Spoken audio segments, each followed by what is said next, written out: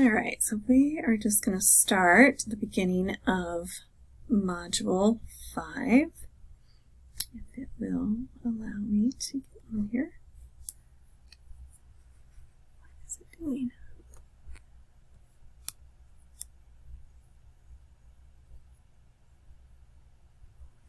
Okay.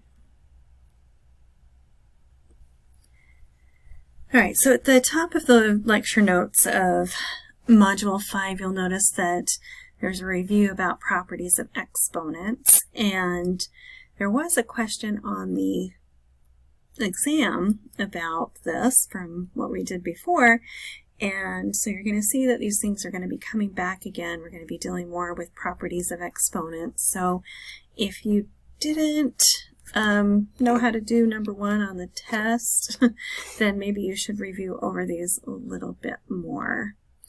So, but we'll get back to that in just a minute. So we're going to first start off and just talk about radical functions. So radicals are like different types of roots, square roots, cubed roots, fourth roots, whatever, right? Those kind of roots. So let's see. So if we are looking at the parts of a radical expression, the type of root that we have is called the index. And then the stuff under that root, right, that radical symbol, is called the radicand. So I'll be using those terms a lot, so just so you know what I'm talking about when I use those terms. Now, if a is a non-negative number, then the square root of a is called the principal, or non-negative square root of a, and negative a is called the opposite square root of a. All right, sometimes it's called the negative square root of a also. All right, so just to make sure, I've said this before, but I'll say it again, make sure you have your perfect squares memorized. Perfect squares and perfect cubes, like we talked about when we did factoring, those are going to come into play again here, and you'll find that it'll be a lot easier if you have those. So looking at this first one, the square root of 64. So when we're asking to find the square root of something, our index is a 2 when it's a square root. They just don't show that index. If it's just blank there, then we assume it is a square root. And so what this is asking us is it's asking us what two numbers that is the same number that can be multiplied together to give us 64. So that would be 8 times 8. So the square root of 64 is 8, because those are the two numbers that multiply to be 64. Now if we look at part B, this time we have a negative under the square root. So it's asking us, let's kind of do this. It's asking us what two numbers multiply together to give us a negative 81. Right? Well, if we look at that, we're saying, okay, well, if I had 9 times 9, that's a positive 81. If I do negative 9 times 9, that gives us negative 81. But remember, they have to be the same number in order for us to, say it's the square root. We can't have these as negative 9 and 9. So, and if we do both negatives, negative 9 times negative 9 is a positive 81. So basically what I'm trying to show here is there's no way we can multiply two numbers together that's the same number and come up with a negative. So our answer on this would be that does not exist, E-N-E. We cannot take the square root of a negative number because every two numbers multiplied together give us a positive. Okay? All right, and over here, when we have something connected by division inside a radical, we can separate these out to be the square root of 1 over the square root of 100. And then take the square root of each of those. So square root of 1 is 1, and square root of 100 is 10, because 10 times 10 is 100. So 1/10 would be our answer there. And on this one, we have a negative again, but notice that the negative is on the outside, and so that's okay. That's basically saying we have a -1 out here, and it's being multiplied by, I'm going to write these out separate again, where I have the square root of 1 on the top and square root of 16 on the bottom. All right, so then that gives us -1 times 1 over 4, which is going to give us -1/4 for our answer. So just watch carefully if our negative shows up inside of a square root or if it's outside there. Okay. All right, this next part, it tells you how to make sure that a radical expression is simplified. And we're not going to see all of these different types of things in this first one, but it is something good to look back on and make sure that you know when something is simplified or not. And so, basically, you know, if we have something like in this first one, notice here we have this square root of x to the third. Well, that's not simplified, because when we have, I think I said square root, I meant cubed root. And when we have a cubed root,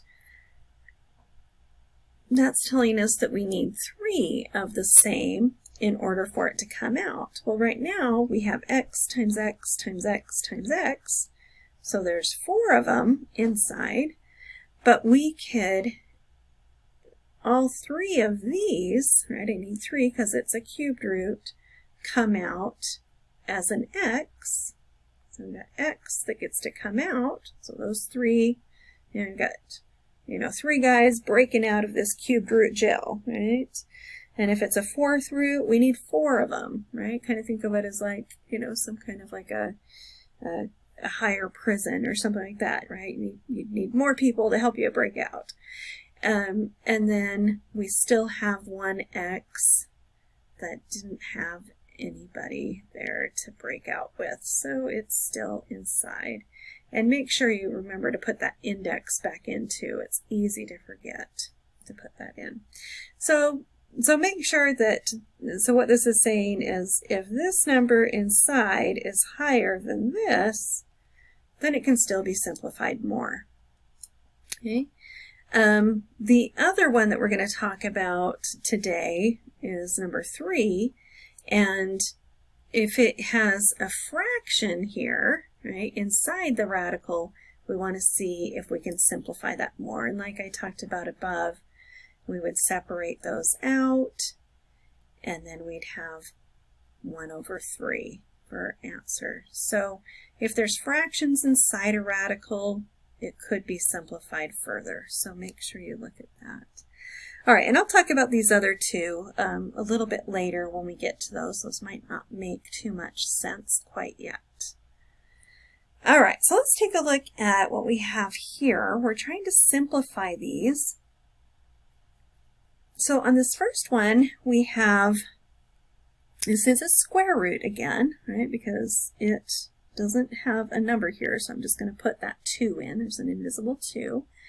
And then I'm going to rewrite this out as its prime factorization, because that's going to help us be able to simplify these probably in the easiest way.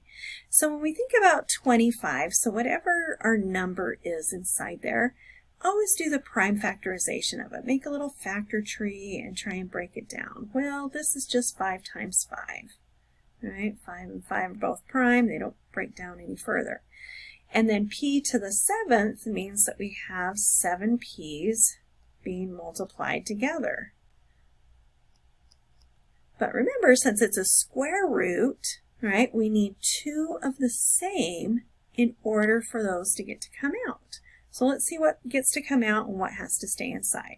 So I have 2 5s, so every 2 come out as just that number, right? So the 5 and the 5 come out as just a 5. Then every pair of p's gets to come out as a p. So it looks like here, I've got this, and then I've got one more pair of p's that gets to come out. And so that means I still have one p that's like stuck inside there, right?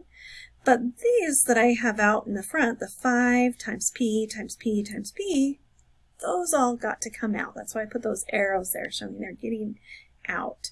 So if I simplify that more, that's 5p to the third. Right? And then I can't forget about this guy that's still stuck inside times the square root of p. And then that would be all the way simplified. Because again, you can see that's, this is a square root, and this is a power of 1 there, so there's no more p's that we can take out. All right, let's look at part C next here. On this one, we'll notice it's a 4th root, and so now we need 4 of the same in order to come out as either that number or that variable. So again, let's go ahead and I'm going to figure out my prime factorization for 32. It doesn't matter where you start, just think of two numbers that multiply to be 32. So I'm going to say 4 times 8. You could have started with 2 times 16 if you would have rather. It doesn't matter where you start, right? 4 breaks down to be 2 times 2. 8 breaks down to be 4 times 2, and then that 4 is 2 times 2. So I can see that here I end up with 5 2's. Right? So I'm going to put those inside this big square root. So again, it's a 4th root here. I've got 2 times 2 times 2 times 2 times 2. And then I've got 5 a's, 1, 2, 3, 4, 5, and then 7 b's. And I'm going to show you how, I like you to be able to visualize what's happening with this to start off with, but of course you're not going to want to have to write out everything, especially like what if we had like a to the 32nd power. We don't want to have to write out 32 a's. But I'm doing it on these first few just to make sure you've seen how we do this, how to visualize what's happening here. All right, so again, it's a 4th root, so we need 4 of the same in order for it to come out. So these 4 get to come out as a 2. These 4 get to come out as an A. These 4 get to come out as a B. And then we still have stuff stuck inside, right? But let's put this 2AB. Those guys are on the outside. They're no longer in gel. And then inside, got the 4th root. Let's see what we have left over here. Well, I have a 2. I've got an A. And I've got a B times B times B, which is B to the 3rd. And so that is now simplified. All right, any questions you have so far on this? No, so far so good. Okay. All right, let's take a look at a few more things here that might be kind of a little bit tricky sometimes. So again, if I'm looking at this 4th root of 16, right, take that 16 and break it down to its prime factorization. And so that means that we're going to have 2 times 2 times 2 times 2, and we just have 4 of them, and so those get to come out as just 2. Right? So the 4th root of 16 is 2. All 4 of these get to come out. Okay. However, I have sometimes people looking at this part C and thinking, oh, there's a negative inside, so I can't take that, the fifth root of it. But you can, because it's an odd root. Right? If it was an even root, so square root, fourth root, sixth root, then we can't have a negative inside. Because remember, every two negatives multiplied together give us a positive.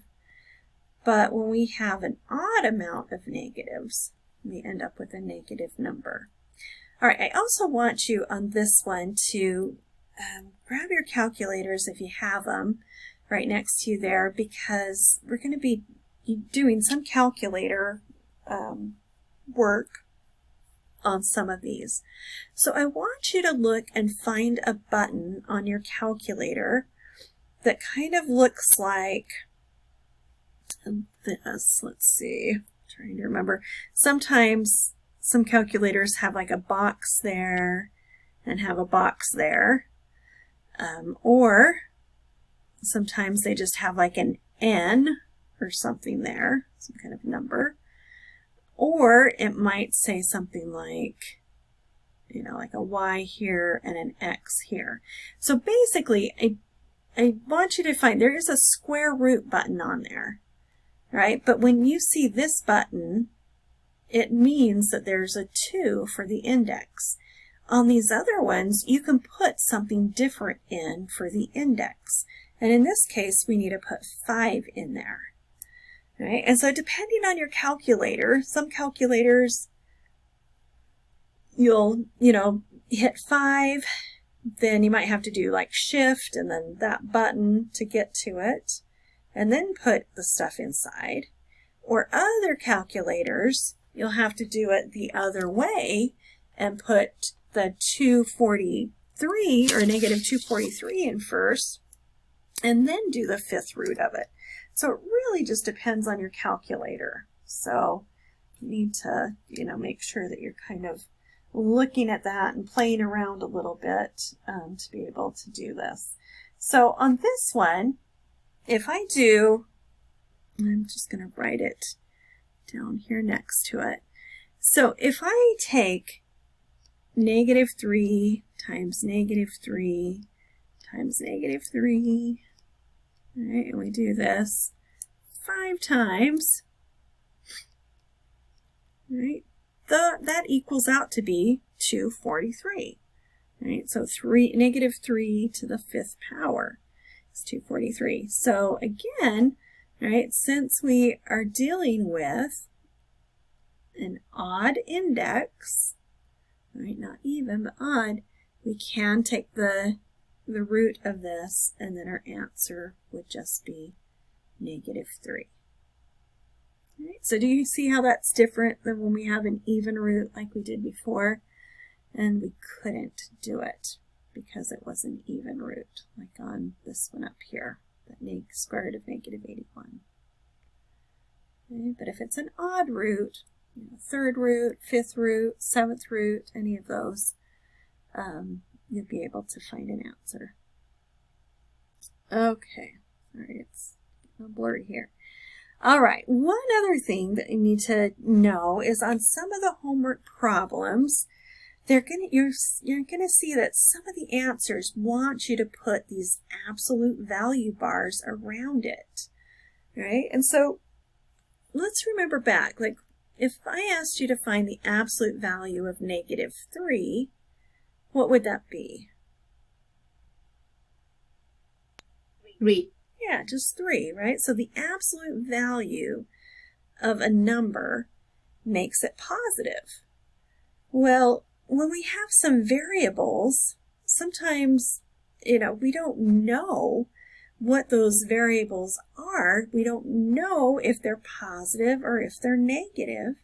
And so I need to put the absolute value bar around it in the answer just to say I need to make sure that it is. So on your homework, some of them, sometimes the directions will say variables may represent any real number, and sometimes it'll say variables represent positive real numbers. So if it says that they're positive real numbers, you don't have to put the absolute value bars around it because we're just assuming that they're positive. However, there's going to be some where you have to use those absolute value bars on it. Okay, so let's take a look at some of these. So if I have the square root of y squared, right, so that's y times y, right, so y gets to come out, but again, right, when we're thinking of this, right, we're like, well, we know it needs to be positive on there, and so you put those absolute value bars around it. However, if we have something that's all squared, if this was in parentheses, all squared, then it would have to be positive, right? If I have two negative numbers multiplied together, I get a positive answer. If I have two positive numbers multiplied together, I get a positive answer. So those absolute value bars might not be necessary, but it's always a good idea to put them on there when in doubt. Okay, and so on this one, the thing that's different about this is that 36 we know is a positive number, and we know the square root of 36 is 6. So that's going to be part of our answer. But then this y squared part is the part like we don't know whether that y is positive or negative. So we would put just that part in absolute value. So our answer might look something like this, which might look kind of weird to you, but 6 times the absolute value of y. Okay. So again, so this is if we have square roots or fourth roots or sixth roots. We don't have to do that if they're even or if they're odd roots, because an odd number of negatives is still possible to get a negative answer. Okay, so it only needs to be done when we have those even roots. Okay, so let's take a look at this next definition we have here. If n is an even positive integer, then the nth root of a to the n is the absolute value of a. If n is an odd positive integer, then you don't have to put the absolute value bars around it. So this is kind of how we say that mathematically that I just said in words before. All right, so let's look at this one. So if I am thinking about this, I mean, there's a couple of different ways that we can, think about our answer here. But so if I am looking at this and I've got this negative, think about if I'm multiplying 4 negative 4's together, that's going to give me a positive answer. So I know that I'm going to end up with a positive answer here. But what I see some people do is they're like, oh, it's the fourth root and there's 4 of them, and they try and say the answer is negative 4. But that's not true on there, right? So on this, you could kind of think of it as the absolute value of negative 4, not just negative 4 of your answer. You got to put those absolute value bars around it. And then you can see that 4 is your answer. But the other way that you could do it, if you were not quite sure what it is, right? I mean, do the fourth root and then figure out what negative 4 times negative 4 times negative 4 times negative 4 is. All right, so what is that?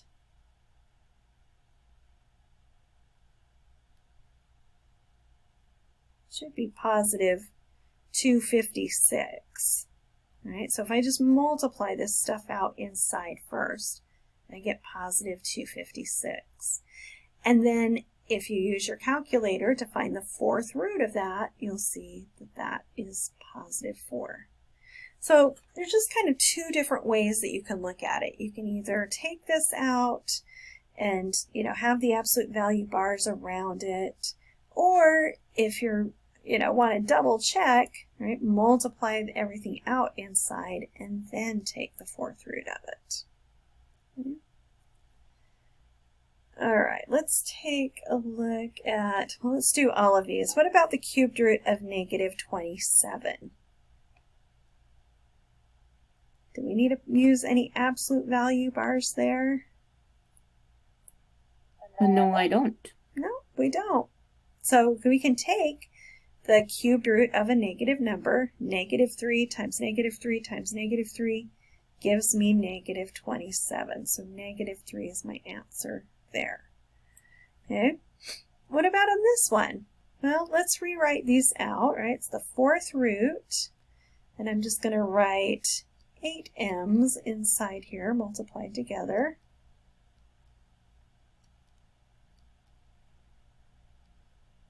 And then you can see, all right, it's a fourth root, so everything has to come out, right, in groups of 4. So I end up with these m's get to come out as just an m, and these 4 get to come out as an m. So that leaves us with m squared.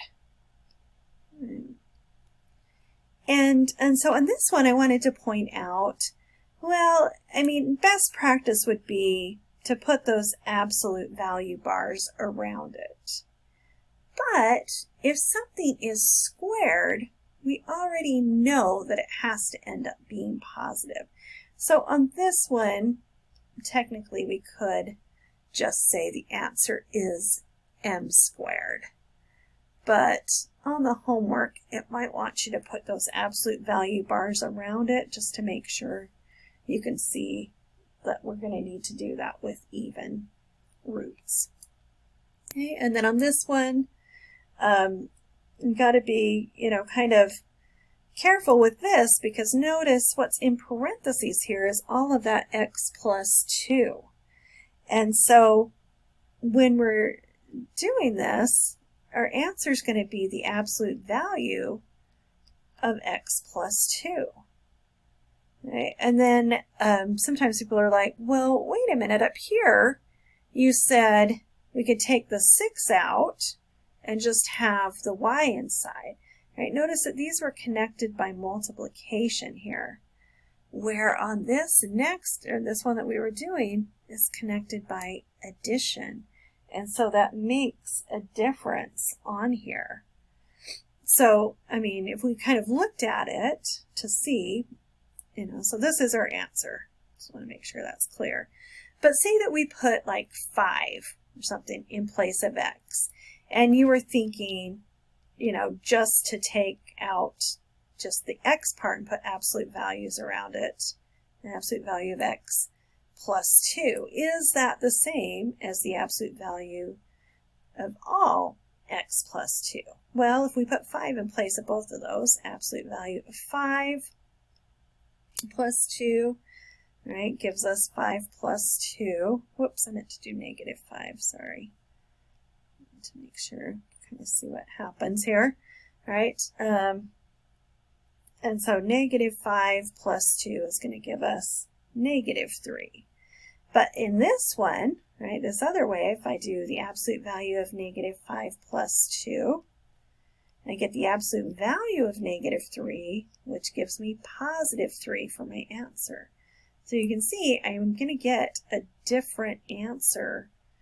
These guys are not the same. So I'm just going to kind of put a X through this to hopefully remember, don't separate those out if it's connected by addition. Just put all of that inside the absolute value bar. All right, we're going to do a little evaluate problem here. And this is going to help you to graph some of these. So on the homework, it's, you can figure out how to graph these square root graphs by plotting some points. So remember, this is saying, when it says to find f of 7, it's telling me the x is 7. So everywhere I see an x in my function, I'm going to put 7 in place of it. Right? This doesn't mean f times 7. And some of you on the last exam were treating it like that, as f times 7. But it's f of 7. So meaning when I try and find f of 7, I put negative times 7 minus 7. I'm just putting 7 in place of my x plus 2. So I get, this is like a negative 1 times, well, 7 minus 7 is 0. Absolute value of 0 is 0. And then 0 times anything is just 0. So my answer here is just 2. So if I was trying to do this to find points on a graph, right, remember I've got my x and my y. So they give me the x, that would be my first part of the coordinate, the x coordinate, and then the y coordinate is going to be 2. So when I put 7 in, out comes 2. All right, let's do, I'm going to skip f of 8. Let's just do f of 11, just to practice this a little bit more. So if I have negative square root, remember my x this time, I'm putting 11 in place of it. So 11 minus 7, and then this plus 2 is not inside that square root. So be careful to notice. I know sometimes people put like a little marking down like that to help them see just this stuff is inside. That plus 2 is not inside that radical. All right, but I have negative, so that's really like a negative 1 times, well, 11 minus 7 is 4, so square root of 4, and then plus 2. Well, square root of 4 is 2, so negative 1 times 2 plus 2. Got to do our multiplication first, so that gives us negative 2 plus 2, which gives me 0. So be really careful with your, the way that you're doing things. You've got to make sure that you're using the order of operations correctly. Otherwise, you're going to get a totally different answer, right? And sometimes you've heard something called PEMDAS. I don't like PEMDAS. I just don't like that acronym because sometimes people do things wrong, but that's something that you've heard. Because on this, you've got to remember you multiply and divide from left to right. You're doing those at the same time. And you add and subtract at the same time, moving from left to right. It's not like you do all the multiply first and then go back and do the divide. All right, so that's kind of something to just watch there. All right, and then if we were asked to find like the ordered pair for this, 11 was my x and 0 is my y. So that would be my ordered pair. But if it just wants to know what f of 11 is, then our answer would just be 0. Over here would just be 2. All right, questions on that? Anything I can clarify better for you there? Not for me. All right. So this next part is kind of a little activity that I encourage you to go back and do because it's really going to help you figure out what these graphs of radicals look like. But it's not a main focus on 5.1, but it does help you see what is happening here with these. Right? So, how you can figure some things out on it. And I guess maybe one thing that I'll say about this before you kind of do it on your own is when you're finding these values here, right? So it's basically asking you to evaluate, just like we did on that last question, put 4 in place of x and figure out what y or f of x is. And then you'll graph those points on here. Right. And you'll kind of notice that there are going to be some patterns that happen here, because this graph is a graph that has a starting point. And that's not true like of all graphs. And so when we're trying to figure out the starting point on it, if I'm thinking about my x and y, remember before how I think I gave you this little phrase like insiders or liars. So if I'm looking at the stuff that's inside the radical, I'm thinking, oh, it's got to be the opposite of what I have there, because -2 plus 2 gives me 0, and I'm trying to figure out what value for x will make that whole thing go to 0. So -2 would be my x, and then this part right here, whatever that number is that's being added to it, is going to be your y. So without taking too much time here, you're basically going to do over -2 up 3, and that's your starting point. And then as you graph more of them, you should see that it looks something kind of like this. I'm just making a rough sketch here of it. But the reason why I'm doing this is because I want you to make sure that you see, like, these values over here don't work. Right, so if I try and put -3, like it's asking me to do here, right, let's try that. So I'm going to put -3 into this function to show you what happens. So I'm finding f of -3, you get 3 plus the square root of -3 plus 2, right, 3 plus the square root of -1.